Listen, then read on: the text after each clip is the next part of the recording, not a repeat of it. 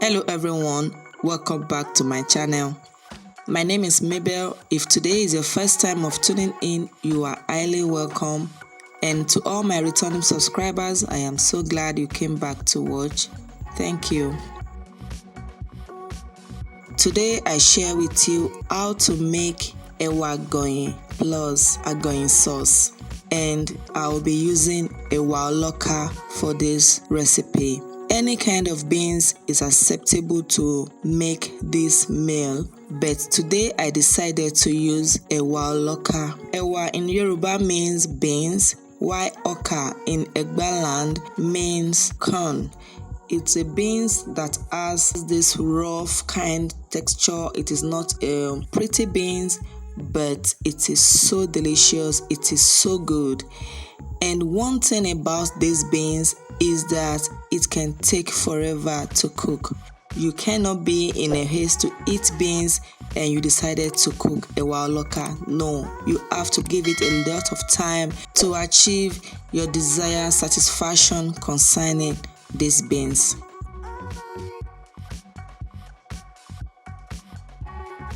To begin, I'm going to add the beans into a pot. The beans has already been picked. Add enough water to this. I'll cover it and bring it to a boil. I'm just going to let this boil for 10 minutes. Then I'll come back, check on it, stir everything together to make sure it is well combined. And I will take it off the heat, rinse it off, and I actually wash these beans a couple of times to make sure it is properly cleaned, to get rid of chemicals or preservative they might have used in preserving these beans. Once this beans is clean, I'm going to get my pressure pot, pour everything inside the pressure pot, add in the sliced onions. I'll add salt to it, a pinch of bicarbonate of soda. Add enough water to fill this pressure pot. So I'll combine everything together and I'll cover this and put this on the stove and let it cook on its own. To achieve a great taste, a great texture of Agoyin sauce, you actually have to use dried peppers. So I've got some dried bell peppers here. This is dried tatashe. I have dried chili peppers, and I also have dried long sweet peppers. And I'm just going to add everything into a bowl. I will add enough water to this. Then I'm just going to keep this aside and allow it to soak for some hours. I was doing all this in the morning and I just placed everything there. When I came back later in the evening, I decided to continue the cooking process. This was some hours into the time when I left home. The peppers have already swollen up, so I'm just going to open it up now and make sure everything is cleaned. I will be cleaning this pepper, and I actually washed it and rinsed it all over again to make sure it is cleaned. Right now I'm going to add everything into my blender. I decided to add a little bit more fresh scotch bonnet. This is atarodo into the pepper. Since all the pepper I'm using are dried peppers and none of it is hot, I'll just add everything into the blender, the atarodo, onions, a little bit of ginger for more flavors. Then I add water to it and I'm blending this into a smooth paste. Once that is done, I'll set it aside, and I have 2 sweet onions here. These are semi-medium onions. They are not that medium and it is not small onions. I'm just going to open it up, rinse it, and slice the onions.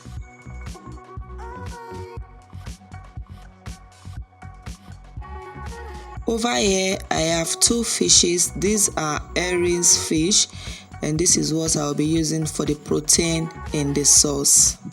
I've cut the fish and washed it. I'm just going to add a little bit of salt to it, toss it together and set it aside. Now I'm going to get my saucepan. I'll place it on the heat and allow it to heat up before adding in the palm oil.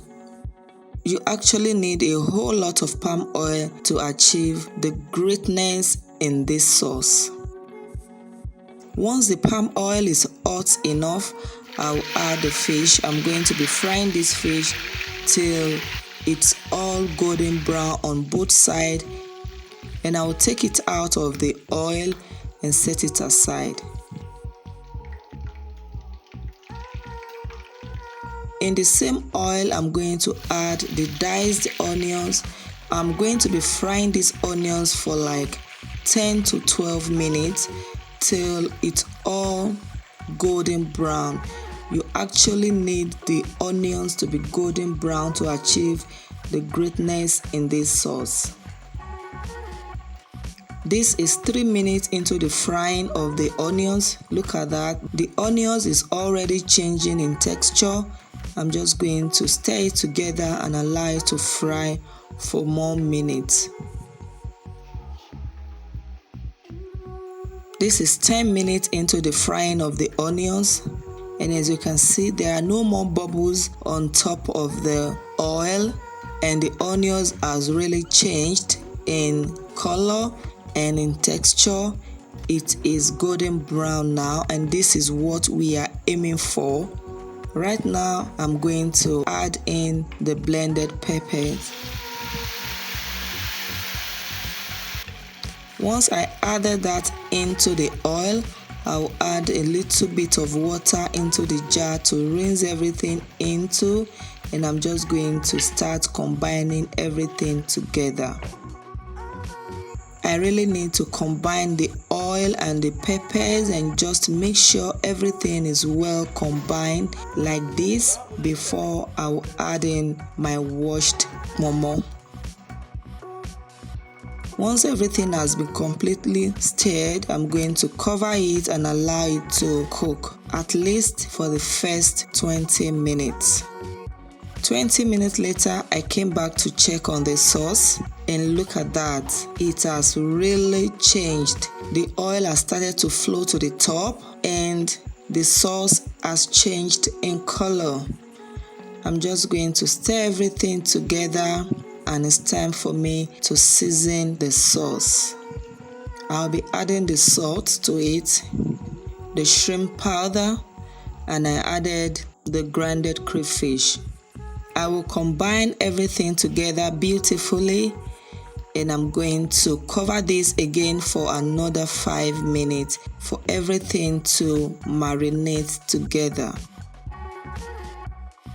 5 minutes later, I came to check on the sauce, and look at that. It is so beautiful. You guys, this is looking beautiful and it smells amazing. Stir everything together, and it's time for me to add in the fried fish. So I'll add the fried fish into it, and I'm just going to combine together, cover again for another 5 minutes. This is 5 minutes after, and look at this, guys. You guys, this is so good. This is so good. It smells amazing. It smells delicious. So I'm just going to combine everything, and our sauce is ready. The fish has absorbed the goodness in the sauce, and the momo is already cooked in. And you guys, you know, there is no Agoyin sauce without momo. That is, if you actually love momo, you have to put it in there. Now our sauce is ready. I'm just going to cover this and take it off the heat. While I went to open up the pressure pot, the beans has already been cooked, and I just take it off the heat a long time ago to let it cool off.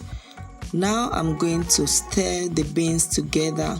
Just look at the beans. It has cooked, If you haven't tried out Ewa Loka, just try to get it. You can actually get it in the market and it is so good.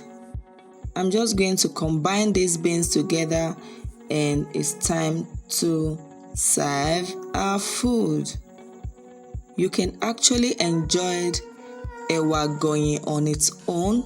You can pair it with plantain, with yam, with potatoes. You can just have it like that, and you can even pair it with some boiled rice. It all goes together. Anything you like to pair it with, it will be so delicious. But today we are going to be enjoying our own with some bread. So I have some sliced bread here and it all went well. You guys, it was so good. I bet you try this out and let me know in the comment section if you have actually eaten Ewa Agoyin, and let me know what you think. This was so good. It was so delicious. My family and I really enjoy this meal. If you have watched this video up to this very moment and you haven't subscribed, what are you even doing? Click on the subscribe button and also turn on your bell notification so as to be among the first to get notified each time I upload a new video. Also, don't forget to share this video with your friends and family. Give me a thumbs up. It will really make your girl happy. Thank you so much for watching. See you again in my next one. Bye.